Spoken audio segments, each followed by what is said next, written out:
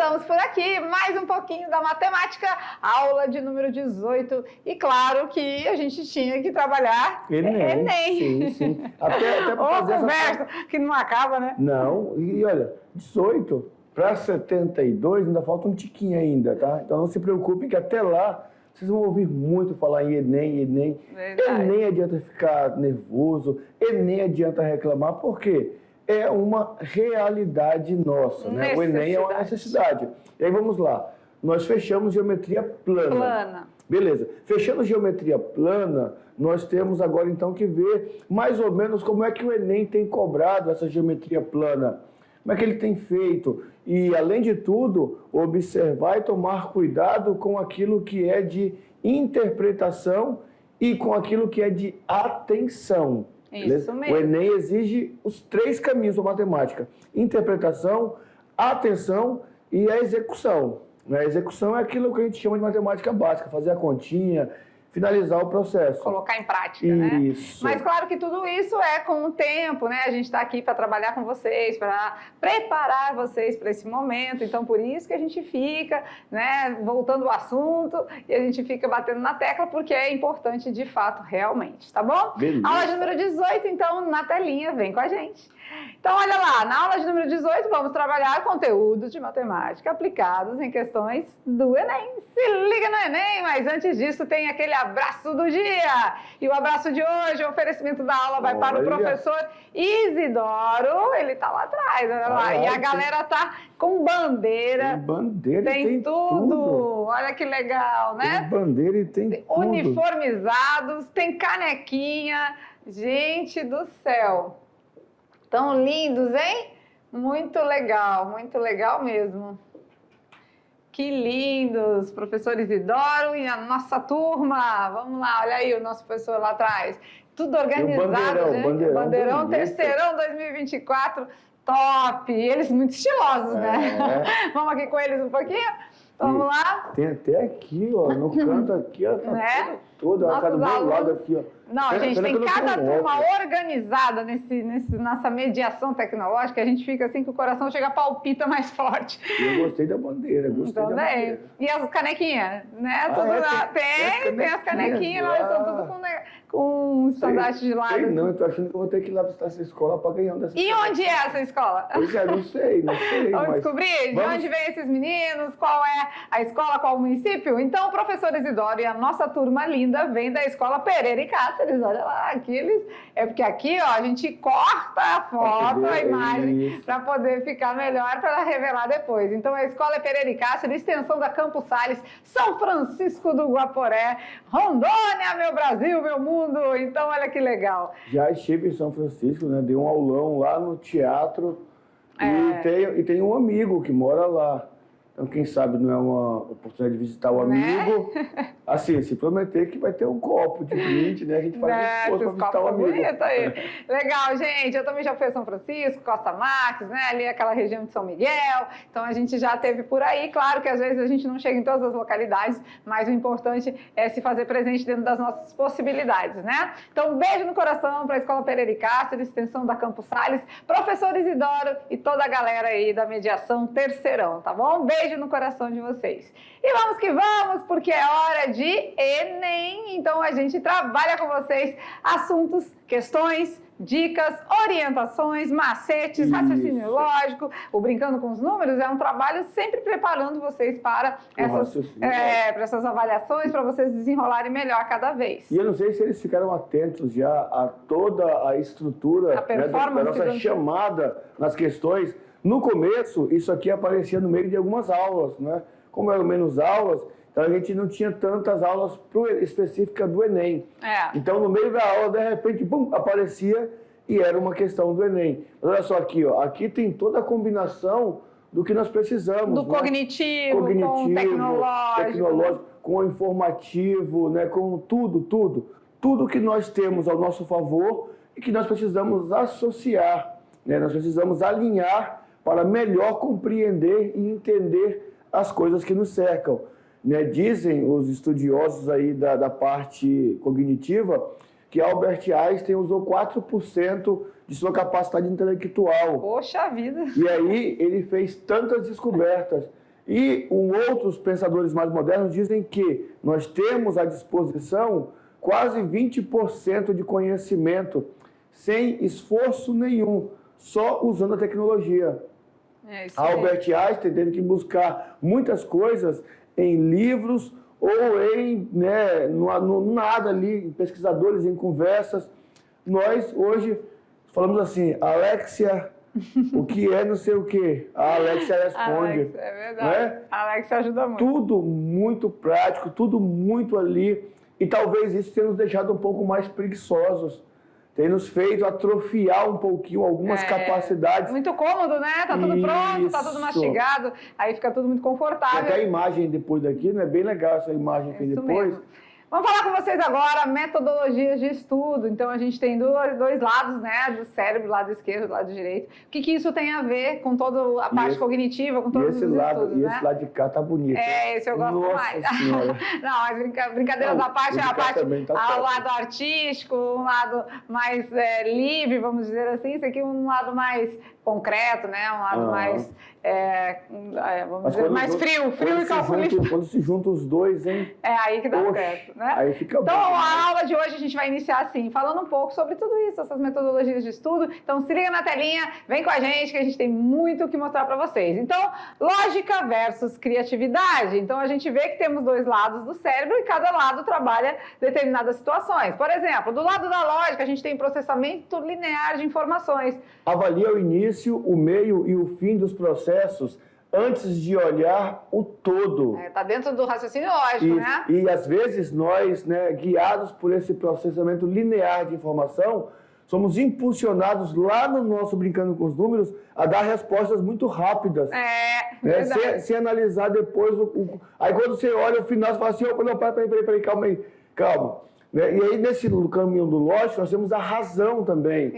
Isso. Mas antes, vamos fazer um parâmetro versus, né? Então, enquanto a lógica avalia o início, o meio e o fim dos procedimentos, do lado da criatividade, a holística olha primeiro o todo e depois separa o conteúdo por partes. Olha aí, já veio diferente a sequência, né? Aquela pessoa que você conta a história, aí ela para, fica um tempinho ali, né? Tem um delay, tempinho. Aí quando ela volta, fala, não, é tanto. Aí você fala, você acertou. Eu falo, eu tava encaixando aqui, quer dizer... Não é o impulsivo, não é aquele que já quer dar resposta de imediato. Mas é muito bom quando você consegue encaixar os dois aqui, ó. Isso. Quando os dois se encaixam, fica muito top. E do lado da lógica, continuamos então agora com a... razão.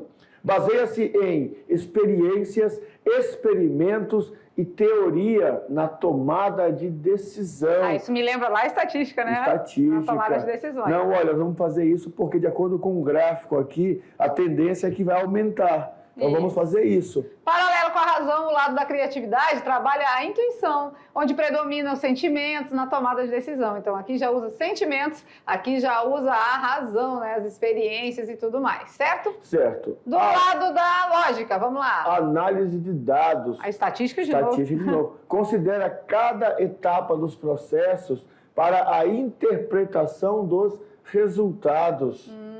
Já enquanto isso, a criatividade usa a imaginação, considera situações possíveis e impossíveis num processo criativo. Legal, né? Então, olha que legal a gente fazendo, vamos dizer, a comparação, né? De um lado com o outro. Vamos lá, continuando pela lógica, a gente tem...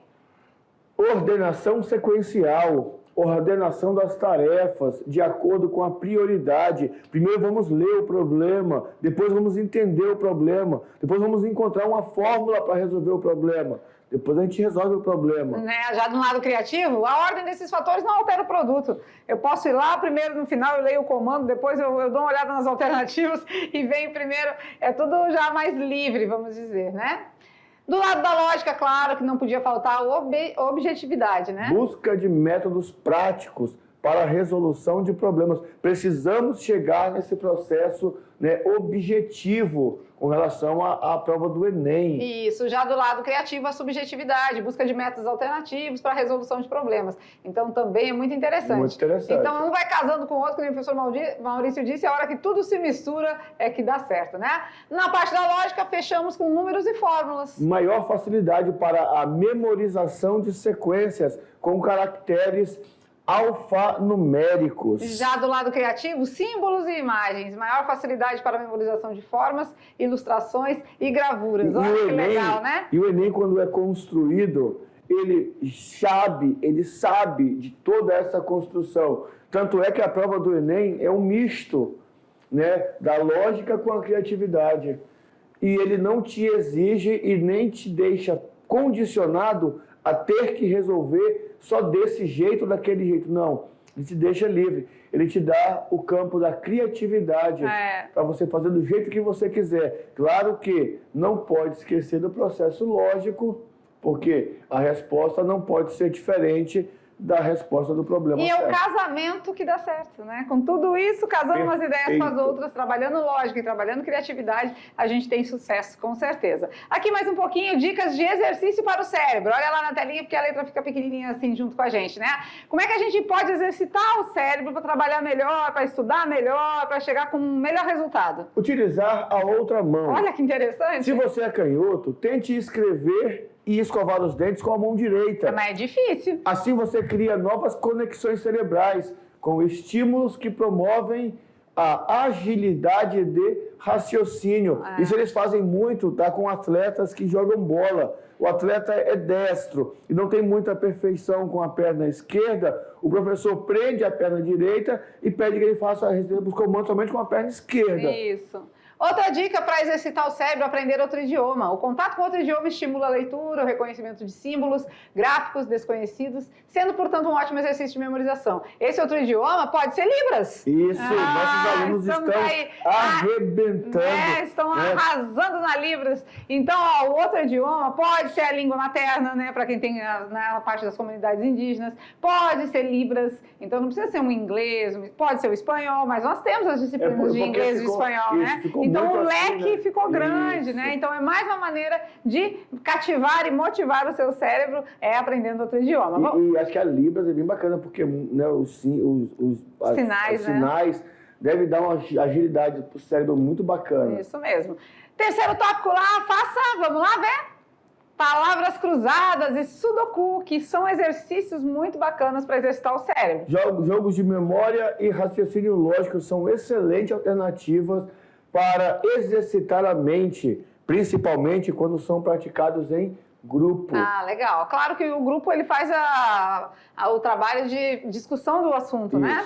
Faça contas no papel. E aqui lembrei daquele dia que a gente falou do professor antigo lá que disse que não tem aprendizado sem lápis e papel, né? E na matemática, claro que às vezes a gente acha a resposta de cabeça, isso é muito bom, mas eu preciso colocar no papel o processo, o procedimento, o método que eu fiz para chegar até o final.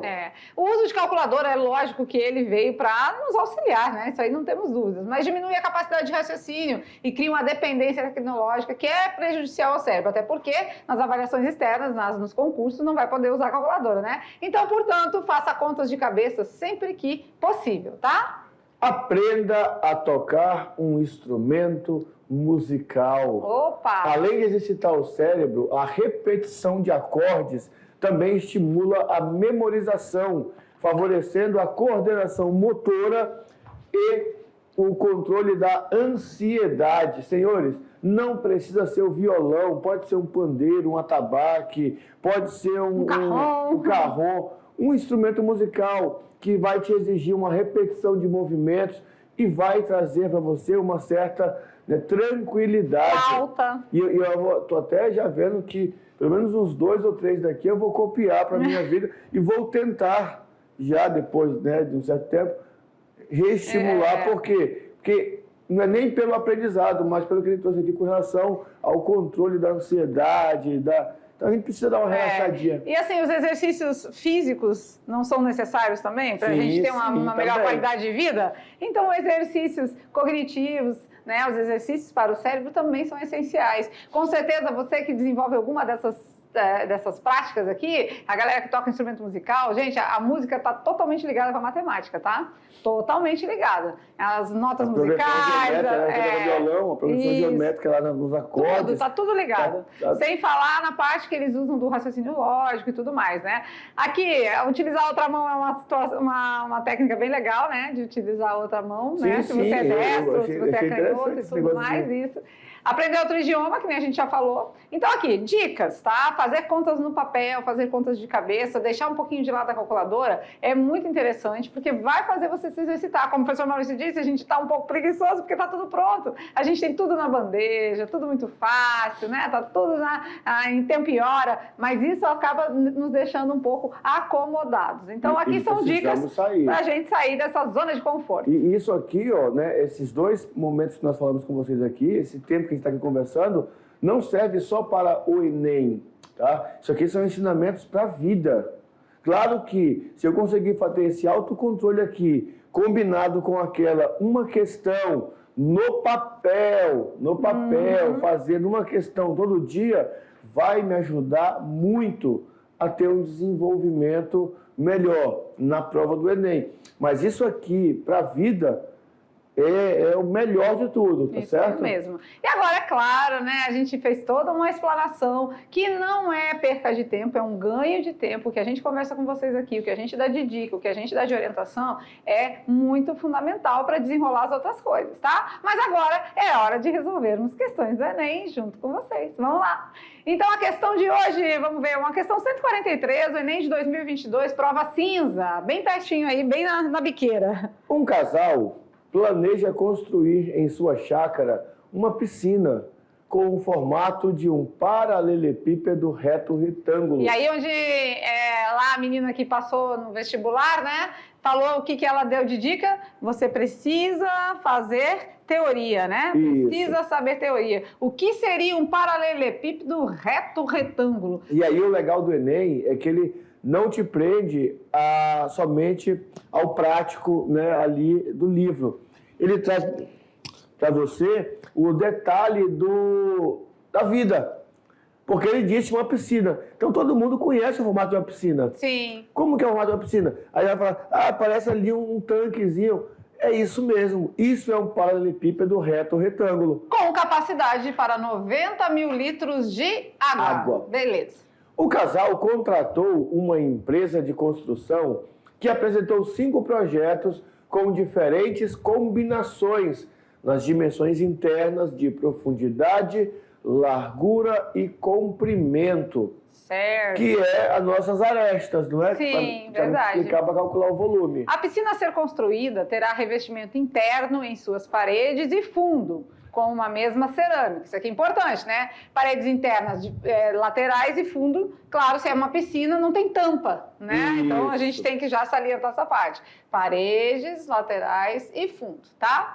E o casal irá escolher o projeto que exija a menor área para revestimento. Então, olha só, começou ali dando ideia de que iríamos trabalhar com volume, porque falou de comprimento, largura e capacidade. Verdade.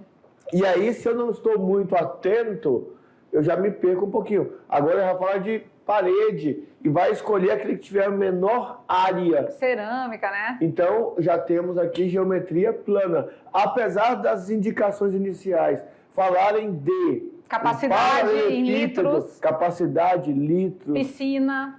E não é volume. Não é volume. Porque se fosse volume, geometria espacial, né? Isso. E a gente ainda não chegou lá, né? A gente não teve aula para revisão, mas a gente já está falando de geometria plana. Então, o exercício, ele dá essa tendência inicial de parecer que é uma geometria espacial, mas não é. Né? Ele quer revestir com cerâmica. Então, revestir com cerâmica, a gente precisa de superfície. Calcular. Ou seja, a gente precisa de área, a gente tem que planificar a figura. É como se fosse abrir a caixinha, né? Abrir a piscina, recortar a piscina. Porque a gente precisa fazer paredes de volta e o fundo, tá? E então, a tampa não tem. Não tem tampa, a piscina não tem tampa. Vamos continuar lá a leitura para ver qual é o comando da questão, o que ela está perguntando. As dimensões internas de profundidade, largura e comprimento, respectivamente, para cada um dos projetos, são Vamos lá, então. Peraí, são aqui. O projeto 1,8, né? 1,80 por 2 por 2,5. Aí na sequência ele falou 25, assim, ó. Desculpa. Na sequência ele falou assim, volta lá rapidinho, ó. A altura, as dimensões, profundidade. Aqui, profundidade. Então a primeira indicação é profundidade. Largura. E depois comprimento. Comprimento é o que vai espichar, assim, é o mais largo. Profundidade, então primeiro é o tanto que ela é funda, né? Isso. Depois a largura e comprimento. Profundidade, largura e comprimento. Já vamos colocar aqui, ó. É porque repetiu essa parte. Isso. Profundidade, largura e comprimento, certo? Então quando a gente estiver fazendo a leitura aqui, isso aqui a gente já sabe que é profundidade. Esse aqui é a largura e esse aqui é o comprimento, tá? Então no projeto 1,80 por 2 por 25. No projeto 2, 2 metros de profundidade, 5 metros de largura e 9 de comprimento. Aí já o projeto 3 tem 1 metro de profundidade, 6 de largura e 15 de comprimento. E o projeto 4? Tem 1,5 de altura, né, de profundidade, 15 de largura e 4 de comprimento. Beleza. E o projeto 5? Tem 2,5 de profundidade, 3 de largura e 12 de comprimento. Aí daqui, ó, ele quer saber qual desses projetos aí vai ter a menor área de revestimento. O projeto que o casal deverá escolher será, então, já fica na sequência, 1, 2, 3, 4 e 5. Então, vamos trabalhar com eles aqui, a gente mostrando. Isso aqui não estava na prova, tá, gente? O desenho não estava. Não, o desenho não estava. Mas a gente pode mostrar para vocês aqui como que a gente, né, deve pensar para resolver um problema desse. Então, temos aí profundidade, largura e comprimento. Aí, olha só, no fundo da piscina, né, no comprimento do fundo da piscina, e é quando começam a fluir as ideias da criatividade, eu já sei o seguinte: no fundo é um retângulo, como em qualquer outra parte vai ser retangular também. E vai ser o comprimento vezes a largura. Comprimento vezes a largura. Então, quando eu fizer o produto de comprimento e largura, de cada uma delas, eu já tenho o revestimento do fundo. Por aí, eu já consigo ter uma noção mais ou menos de qual pode ser a maior, de qual pode ser a menor. Por exemplo, tem uma piscina lá que tem 25 metros de comprimento. Então, quer dizer, 25, quando eu fizer 25 acho que é 2, já dá 50 metros quadrados de revestimento no fundo. No fundo. Aí na segunda dá 45, na terceira dá 90 metros. 6 vezes 15. Aí na outra dá 60. Na outra dá 36. Então o projeto 3 é o que está tendo maior área de fundo, 90. 90. Aí aqui, ó, o que tem menor, 36. Aqui dá 60 também. É muito, e 45, 36 e 45. Então, 1 e 5, no fundo, é o que está gastando menos. Só preciso ver as combinações das laterais agora. Né? Então isso que vai ser feito. Vamos estudar parte por parte, né? Então, a gente, lembrando que a piscina não tem a parte, essa aqui, ó, que a gente já está até no outra tonalidade, na verdade. Né? É que aí teria que aparecer essa aresta se tivesse sem a coisinha aqui, né? Mas assim, ó, então não tem a parte da tampa, então quando a gente for abrir, olha lá que legal, a gente está abrindo a caixinha, aqui tá com todas as faces. Qual que vai sumir? Essa aí, isso mesmo, essa aí some. Que é a que fecha, né? A que cobre. A gente vai tirar ela já, ó. Essa aqui, ó, a parte de cima da piscina, não pega revestimento. Então a gente vai ficar só com essas 5 partes. Fundo e 4 paredes laterais. Então que legal, olha só aqui. Todas aqui, essas 3 aqui, todas vão ter o mesmo comprimento da piscina. Isso. Olha lá. Então, a gente fica dessa forma aqui, com esse estudo. E agora, claro, a gente vai estudar projeto por projeto, né? Então, a gente tem que ver que a gente precisa fazer. Mas isso é uma questão que a gente deixou praticamente essa aula com 2 questões apenas. Por quê? Porque essa aqui a gente quer destrinchar com vocês, bem no passo a passo, bem devagar, para vocês compreenderem todo o conceito e tudo que foi feito. Tá? E a importância de entender que para estudarmos geometria espacial, nós temos que ter uma base de geometria plana, que aqui falou de revestimento. E ó, fazia um tempinho que o Enem não trazia essa pegada de trabalhar a área total de uma figura espacial. E aí ele veio com uma e logo com uma piscina. Verdade. Muito boa. Vamos lá então, vamos fazer projeto por projeto e vamos analisar qual que vai dar menos? Vamos então junto. Olha lá na tela. Então, voltando à questão, olha lá. Então, a gente sabe que quando a gente está trabalhando aqui, ó, a gente tem aqui o comprimento, né? Peraí, deixa eu tirar o marca-texto, pegar a canetinha. A gente tem aqui o comprimento, a gente tem aqui a profundidade, né? Que quando a gente monta aqui a nossa profundidade, então aqui é a nossa largura, né? Aqui, ó, nossa largura, tá? Que nem o professor Maurício disse, quando a gente faz comprimento vezes a largura, a gente já tem o fundo da piscina. Isso mesmo. Certo? Certinho. Então, o que a gente precisa fazer? A gente precisa perceber que quando a gente faz o comprimento vezes a largura, a gente já tem o fundo, né? E só vai ter uma vez o fundo. As laterais, né? Então, vamos lá, o fundo. Nesse caso aqui, a gente já falou que ó, lembrando que profundidade, largura e comprimento, certo? Certinho. Né? Profundidade, largura e comprimento. É esse mesmo, né? Profundidade, largura e comprimento? Profundidade, largura e comprimento, certo.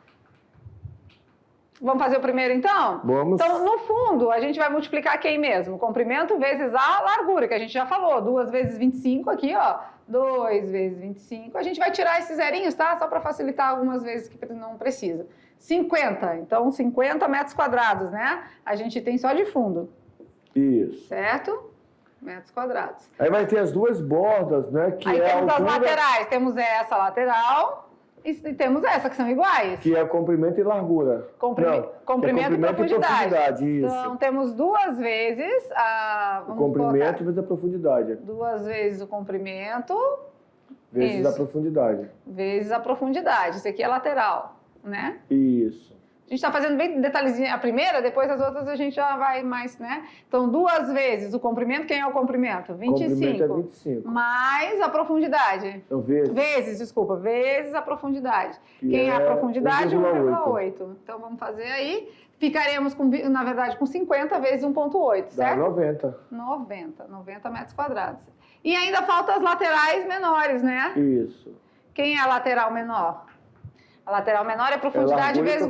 vou pegar até outra corzinha aqui, roxinho. Lateral menor também são 2. Então, é 2 vezes a lateral vezes a profundidade.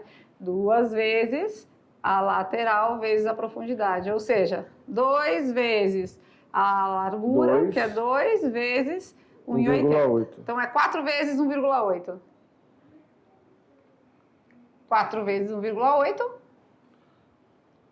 7,2. 7,2. Vamos somar tudo agora? Vamos. 90 mais 50. 140. Mais 7,2. 147,2. 147,2. E esse processo que nós fizemos aqui agora, ele vai se repetir para todas, tá? É o fundo, comprimento e largura. Comprimento e largura. Isso. Depois as laterais, 2 vezes comprimento e profundidade, 2 vezes largura e profundidade. Agora acho que a gente já pode adiantar, né? E já fazendo mais na memória e na cabeça. Né? Isso. Vamos lá, o fundo. Nessa aqui, o fundo vai ser 5 vezes 9. 5 vezes 9. 45. Beleza. A lateral maior, vamos lá, a lateral maior e depois tem a lateral menor, né? Menor. A lateral maior é 2 vezes o comprimento, ou seja, 2 vezes 9, 18, vezes a profundidade, vezes 2, 36. 36. E a lateral menor? A lateral menor é 2 vezes a largura, que é 5, vai dar 10, 20. Vezes a profundidade, que é 2, 20. Então, vamos lá, 20 mais 36 mais 45. 56, 61, 101. 101, olha aí, já foi menor, menor, né? A 2 era que podia ser menorzinha, a 2 e a 5, por conta da profundidade, do comprimento dela. Isso mesmo. Então aí, vamos fazendo isso com todas, né? Temos mais 2 aí, 3 para fazer, né? O projeto 3, vamos lá, o fundo. O fundo vai ser 6 vezes 15, que a gente já falou, 90. Beleza. A lateral maior. A lateral maior é 2 vezes o comprimento vezes a profundidade. 2 vezes o comprimento, profundidade, largura, comprimento, né? Então, é 2 vezes o comprimento, 2 vezes 15? 30. 30 vezes 30. A profundidade, 30, isso mesmo. E já passou daquela lá, né? Olha lá. A 120. 120, isso mesmo. Já passou de 101, mas vamos continuar. Vamos lá. No Enem, você já pulava, tá? Já ia para outro, porque já passou do que tinha o menorzinha. Olha lá, agora vamos lá, na lateral menor, 2 vezes largura vezes profundidade. 2 vezes largura, 6, 2 vezes 6, 12, vezes a profundidade, 1. 12. Então vai dar 120 mais 12? 132. 132. A gente tinha falado que essa aqui era uma grande candidata a ser a maior, né? Porque tem 90, né? Tanto a primeira como a segunda, a terceira, por causa do comprimento dela muito grande. Então, a área do fundo dá muito peso. Vamos lá agora nessa aqui, vamos pegar outra cor aqui. O fundo vai ser 15 vezes 4? 60. 60. A lateral maior é 2 vezes 15. 2 vezes 15, que é 2 vezes a comprimento vezes profundidade, né? 2 vezes, então, 2 vezes comprimento vezes a profundidade. 2 vezes 4, 8. 8 vezes 15, não, vezes a profundidade. 8 vezes 1,5? Vai dar 8 mais 4, 12. Beleza. E as laterais menores? As laterais menores é 2 vezes largura vezes profundidade. 2 vezes largura, 2 vezes 6, 12. Vezes a profundidade, 2 vezes 15, 30 vezes 1,5. 30 vezes 1,5 dá 45, 45. Né? Vamos somar? 60 mais 45? Dá 105. 105 mais 12? 107, 117. 117. Ficou maior, né? E vamos na última aí, então?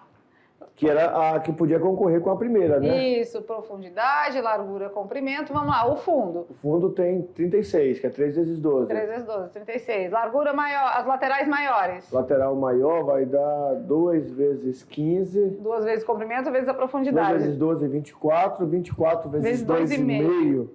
24 vezes dá 48, mais 12, 60.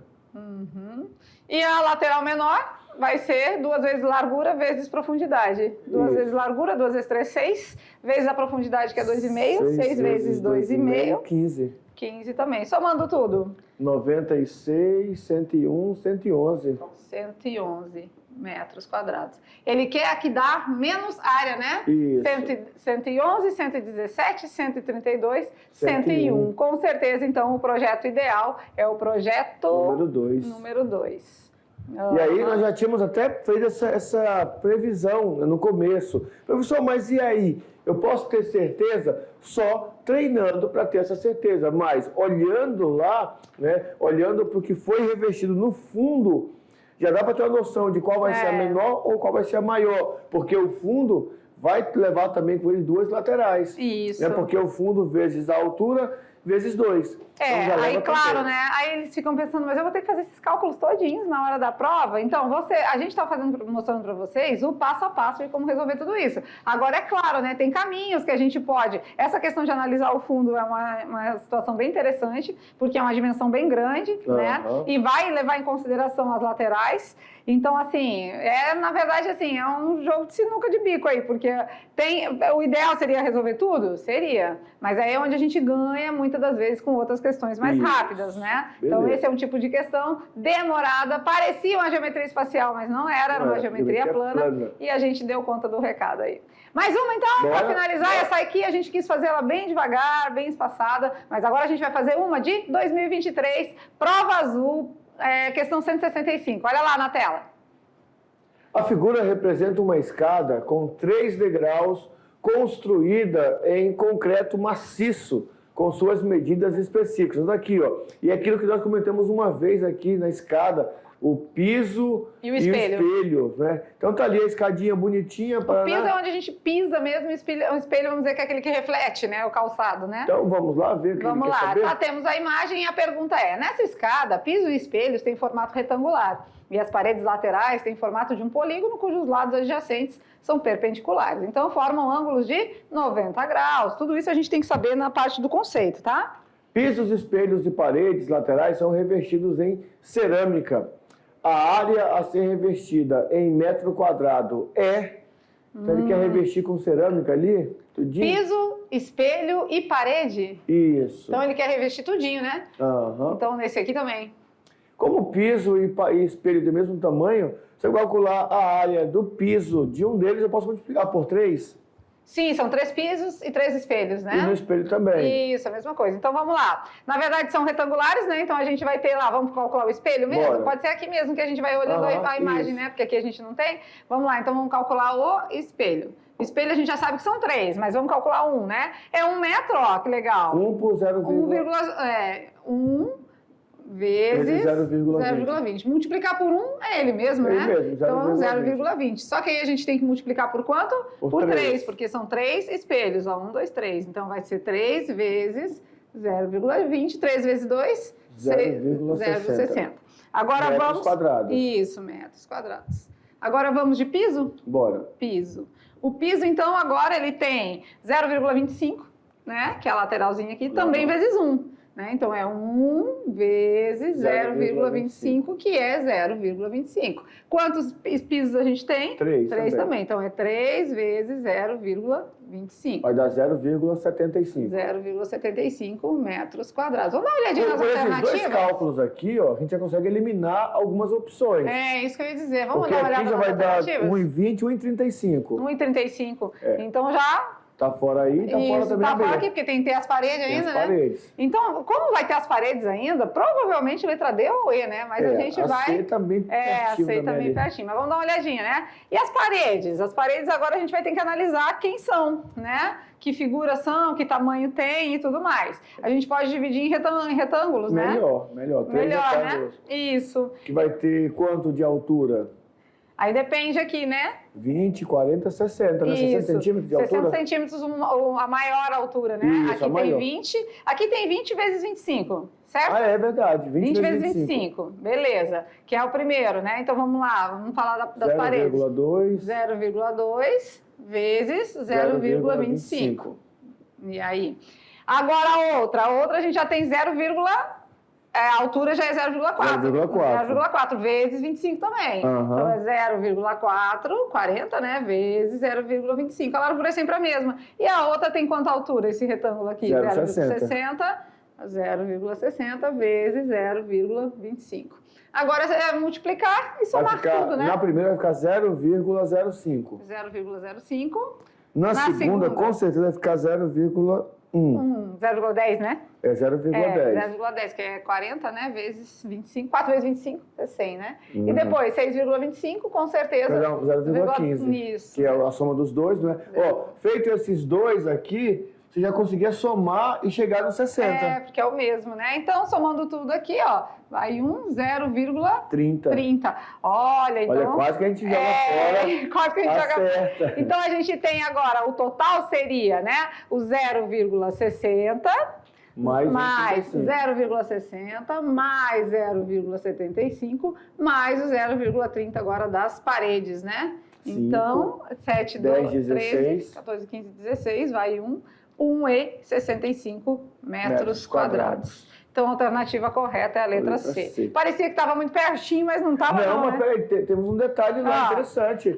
E o outro lado? O outro lado, olha que legal. Vai ficar sem piso? Tem que somar mais 30, né, professor Maurício? Isso, já íamos passar batido. Porque não está colado na parede, olha lá. Esse outro lado aqui não é buraco, E eu acho que é aí que o Enem deu uma certa pegada em alguns alunos, não é?